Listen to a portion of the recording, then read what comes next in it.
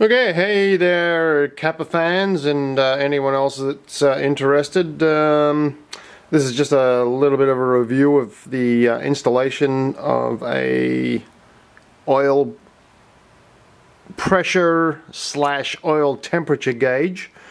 I ended up buying one from Innovative Motorsports that has a modular unit that displays both engine oil temperature and engine oil pressure.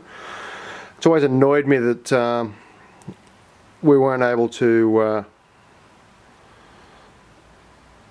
display oil pressure at any certain time, that we just had one of them, you know, a light that came on in the dash that told you had a problem. Usually by then it's down to, like, you know, 2 liters of oil and you've probably done some damage at that point.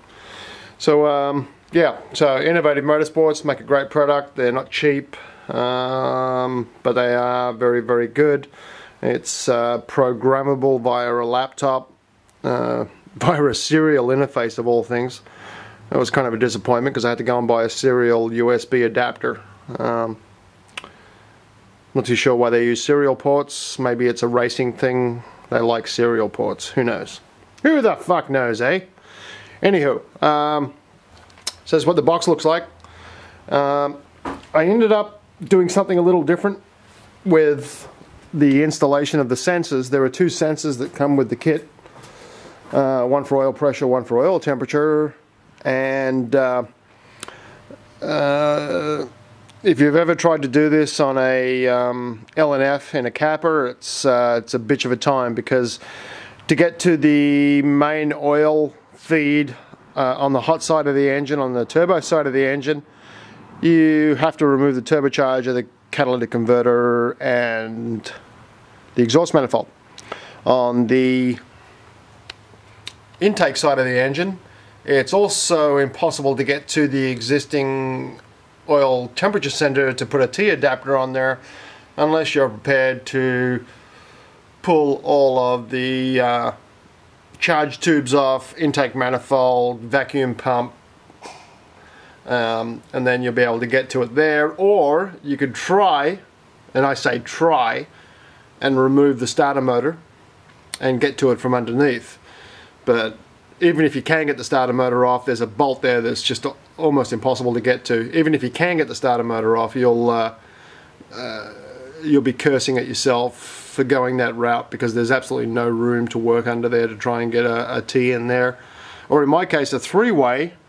So what I ended up doing, and hopefully I have enough light here, I ended up using the feed from the hot side of the engine, so underneath the exhaust manifold. There is a line that comes off about halfway up the block there, that one of the oil pressure galleries, and it feeds oil to the turbocharger, to the main bearing. So what I did is I took that line and I created this contraption. Let me just see if I can, yeah. I created this contraption, and what we ended up with, let me see if I can do this while I'm watching the screen. What I ended up with is, this is the oil feed line coming up from the engine. There's actually 2 others that are blocked off down there that are available, but once again you would have to take off all that crap to get to it. Oil feed line originally going to the turbo. What I did is jimmy up this concoction of AN and AN fittings and pipe fittings to come up with this. So here is the oil pressure sender here, and then on top here, this guy here, that is the oil temperature sender. So it comes into a 4-way split here. Oil temperature picks up here, oil pressure here, and the oil flows back down into the down to the turbo bearing right here, and of course flows back into the engine via the drain. So that's kind of the way I wired that. It seems to be working fine for now. Time will tell whether or not I have any issues with incorrect readings or anything like that. So there we go. If the camera would focus, that would be awesome. Let's try this. There we go. That looks a little better. So yeah, so you know, from here, these are all pre-made factory lines, of course. Oh, not factory lines, but made by Innovative, and then they run back up under the engine cowl, the windshield cowl, over to the other side of the car, and then drilled a hole in the firewall, put a grommet in there, and ran those lines back through the firewall. So as we go, sorry, just looking at something there. As we go to the other side,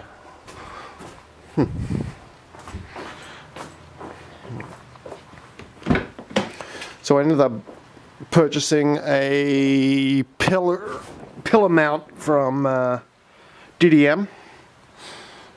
Below is the Innovative gauge. Up here is another PLX gauge.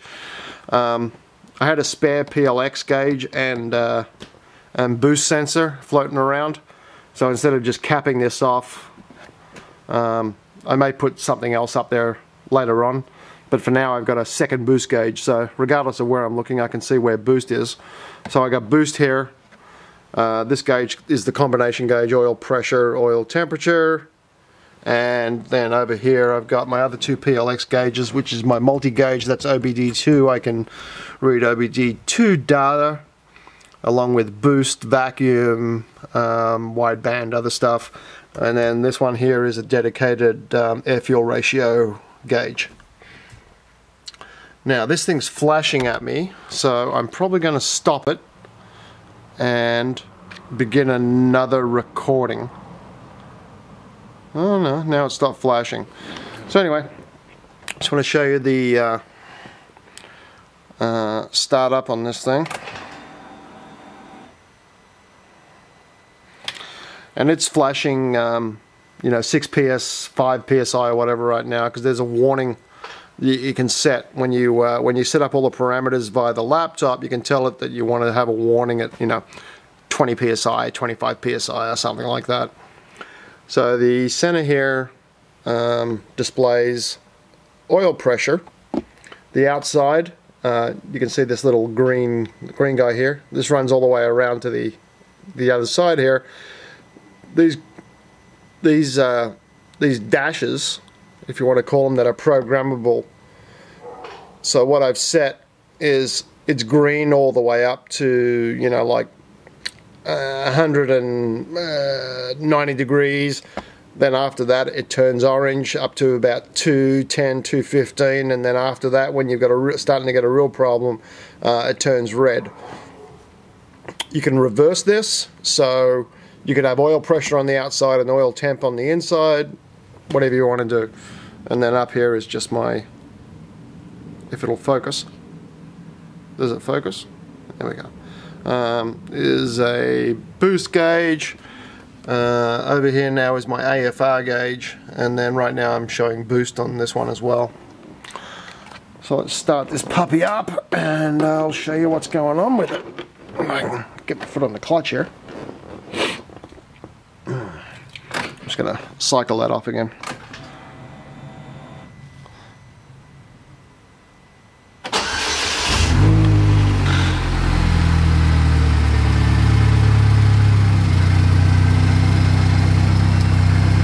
So there's my oil pressure there.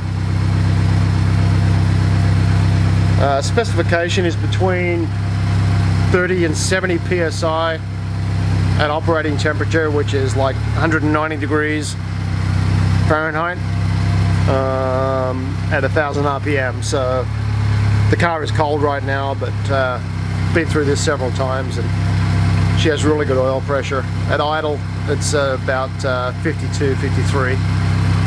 Vacuum here. Yeah. There's my AFR gauge. I've got it on a... Oh yeah. Can we please focus on that? Freaking camera. And there's boost. Just wanted to show you guys this. Exhaust gas temperature, engine load, AIT1, which is basically ambient temperature, and AIT2, which is the temperature of the charge air coming in on the cold side after the intercooler by the map. And then you can change this display here. You can go into a you know, graphic mode, or maybe not. Yeah, graphic mode, and then another graph.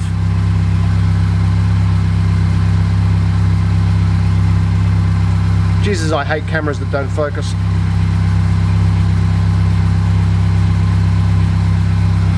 And down here you can go into like a dual parameter mode. This is showing minimum and maximum, and then you can go into dual param mode, which is showing boost and back. It's on vacuum right now, of course. So.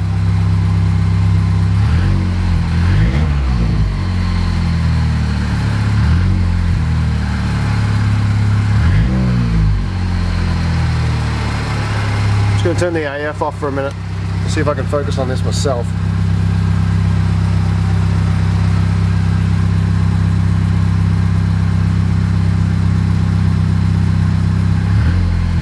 Nope, that didn't work either. I'll turn the AF back on. Anyway, just thought I'd give a bit of a idea of what I've done here. It's kind of cool when you turn all the lights off in the garage. Here, hang on a second.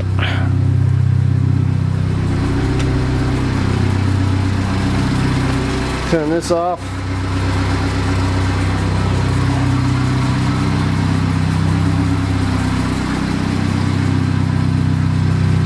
And then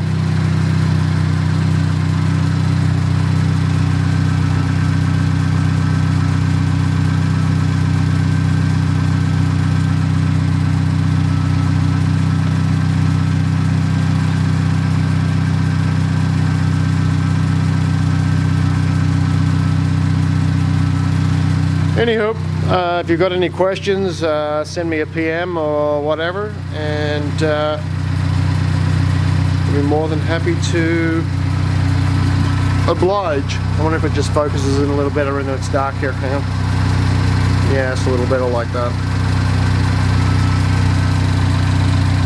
Woo!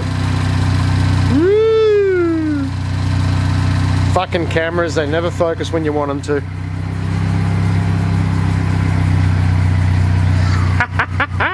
There we go.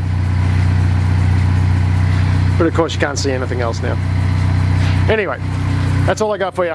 Thanks guys. Innovative Motorsports, fantastic product. Beautifully boxed. Everything was in there that I needed. Huge kudos to those guys. Did a wonderful job. And maybe looking in the future to replace some of my other gauges, even though I love the PLX stuff. Innovative obviously has designed their equipment to be on the racetrack, so everything's really robust. The wiring looms and everything were absolutely brilliant. So there you go, that's all I got. Bye for now.